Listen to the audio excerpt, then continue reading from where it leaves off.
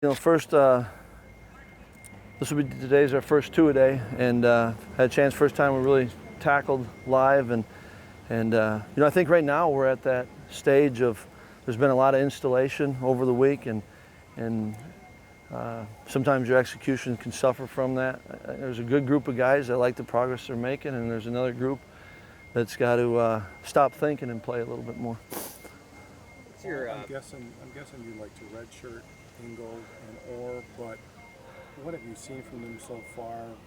Maybe it's not this year, but for the future that you like. I think addressing the first part of it, we've told all the kids come ready to compete, and you really don't decide to redshirt till really the end of the year. You guys know that being around it, so don't have a mindset other than dive in, and so I think as still early in camp, and so we got to just see how all the guys progress, specifically Chryst and Alec, getting a little bit more reps than say some of the other freshmen.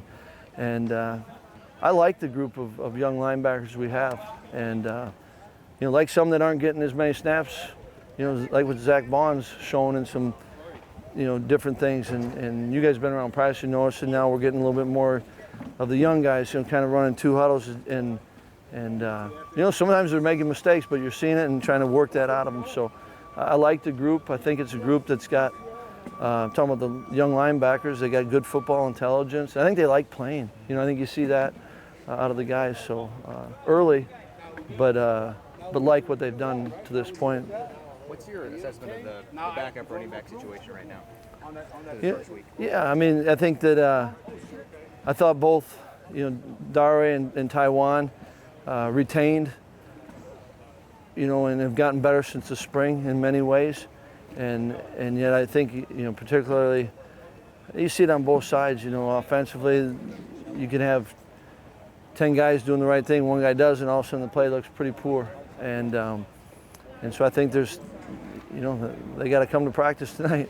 They're not where we want them to be. Shoot, none of us are, but I think they're kind of where we thought they'd be in a positive way. What are your early impressions of Shaw? I think, swimming more in the learning, right? To be expected. I thought he did some good things in the young guys yesterday, and I think part of it was because, some of the young linemen knew what to do on those, and it kind of looked like a football play a couple times. Hayden Beagle left practice early yesterday. Do you know, about how long he might be out, and does his absence open up something for Benchwell on that side there? Yeah, don't know. On that one with Hayden, it's going to be truly one of those day-to-day, and absolutely opportunity. And that's one example of many where, and we're going to see it throughout camp, right? You guys have covered camps a lot. You're going to see it where, one guy's out for. That's what's given. Go back. That's what Chris and Alec are getting a little bit more. And so what you do with those opportunities, and that's why I think to give yourself a chance with those opportunities, you got to be knowing what you're doing. And so there's going to be opportunities. It certainly is for Bo, specifically at the right tackle position. But I think you'll see it throughout camp. You see it at left guard though too. I know Ray was out here. Absolutely. Same example, right? So if we see it at one, we're going to see it at the other. Were you hustling down the field on that one play to tell your wide receiver to maybe exert a little more effort on a block there? I think it's the difference between maybe a touchdown and not. Absolutely. And I think that, guys define their own standard or expectation. What they put on tape and the best them, then they got to be able to repeat that and do that over and over again. I thought it was a great teachable moment. What's a healthy Jordan Frederick giving you this camp?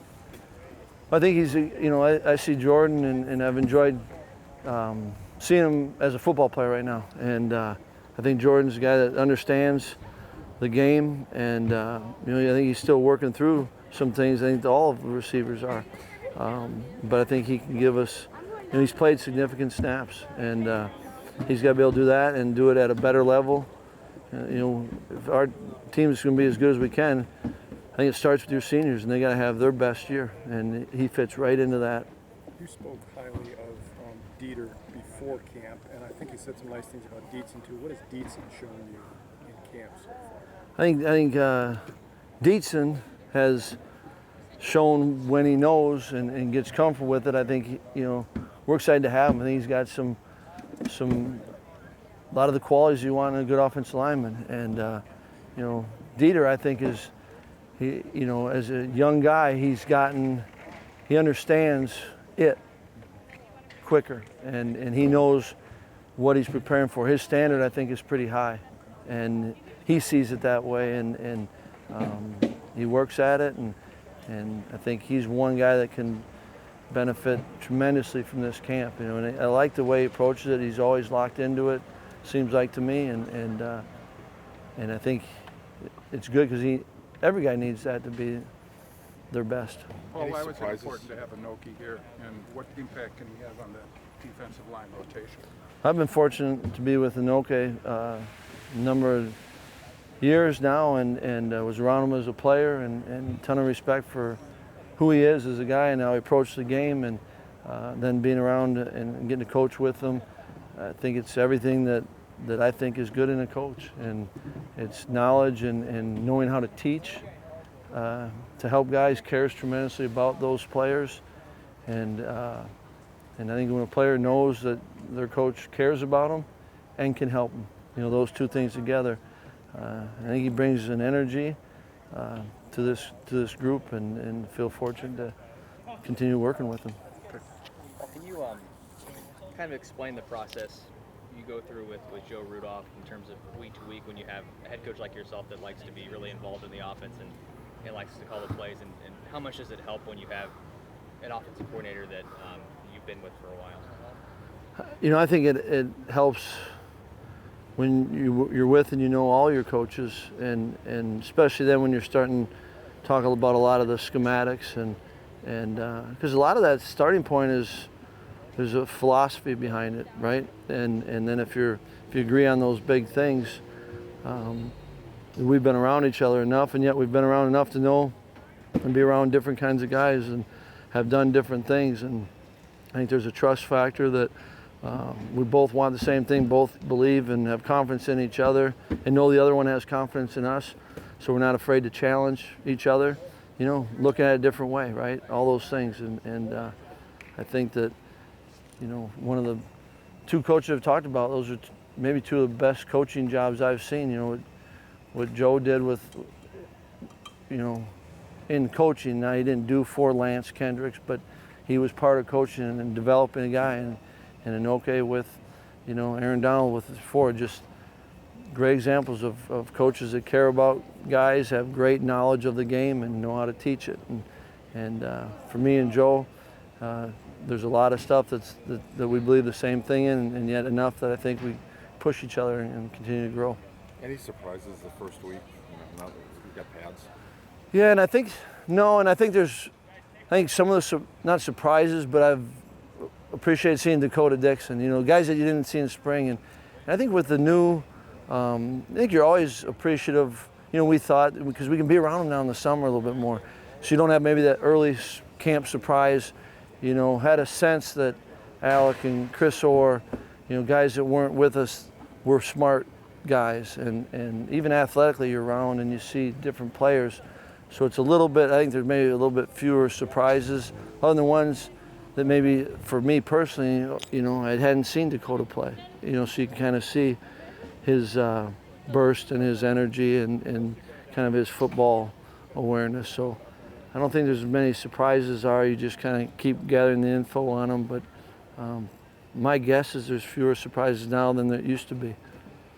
On Sunday, media day, you were talking about all the uncertainty on the offensive line. Are you pleased where you're at now? Joe was saying there may be 3 locks right now for starting. Yeah, I think that's fair to say. Are you pleased with the development at this point? I'm pleased with the way they're working, you know, and we just got to keep going, keep grinding away at it, and I think it matters to the group, so I'm pleased with that. But not at all. It's not at all looking like we want it to look right now. It's not to say we're not pleased. Yeah. You know, you appreciate what they're doing, but we got to keep going. A day like today with what the turf is a nice advantage to have this field here for you. Yeah, I mean, you know, I think it's good just this point, you know, camp, it's a physical time, you know, and I think that it's good to get up in the grass. I think it's good to change, you know, you see the, you know, you got to be a little bit truer. Sometimes now with the turf, you know, you can be a little bit more out of body position. You see more guys slip maybe up on the grass than on the turf, and they got to learn to control their body. That's why a lot of our strength training, conditioning this summer was up here, so they can feel their body. And but really want a group that doesn't matter where we're at. You know, if there's lines painted and there's a football in there, they go play.